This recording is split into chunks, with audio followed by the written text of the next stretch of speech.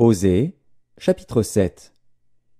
Lorsque je voulais guérir Israël, l'iniquité d'Éphraïm et la méchanceté de Samarie se sont révélées, car ils ont agi frauduleusement. Le voleur est arrivé, la bande s'est répandue au dehors. Ils ne se disent pas dans leur cœur que je me souviens de toute leur méchanceté. Maintenant leurs œuvres les entourent, elles sont devant ma face. Ils réjouissent le roi par leur méchanceté et les chefs par leurs mensonges. Ils sont tous adultères, semblables à un four chauffé par le boulanger. Il cesse d'attiser le feu depuis qu'il a pétri la pâte jusqu'à ce qu'elle soit levée. Au jour de notre roi, les chefs se rendent malades par les excès du vin. Le roi tend la main aux moqueurs. Ils appliquent aux embûches leur cœur pareil à un four.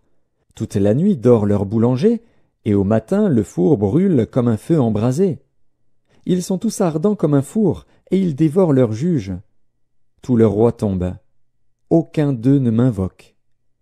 Éphraïm se mêle avec les peuples.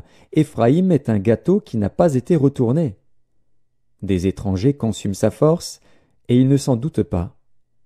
La vieillesse s'empare de lui, et il ne s'en doute pas. L'orgueil d'Israël témoigne contre lui. Ils ne reviennent pas à l'Éternel, leur Dieu, et ils ne le cherchent pas, malgré tout cela.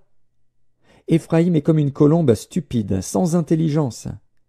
Ils implorent l'Égypte, ils vont en Assyrie. S'ils partent, j'étendrai sur eux mon filet, je les précipiterai comme les oiseaux du ciel. Je les châtierai comme ils en ont été avertis dans leur assemblée. Malheur à eux, parce qu'ils me fuient. Ruine sur eux, parce qu'ils me sont infidèles. Je voudrais les sauver, mais ils disent contre moi des paroles mensongères. Ils ne crient pas vers moi dans leur cœur, mais ils se lamentent sur leurs couches. Ils se rassemblent pour avoir du blé et du mou, et ils s'éloignent de moi. Je les ai châtiés, j'ai fortifié leurs bras, et ils méditent le mal contre moi.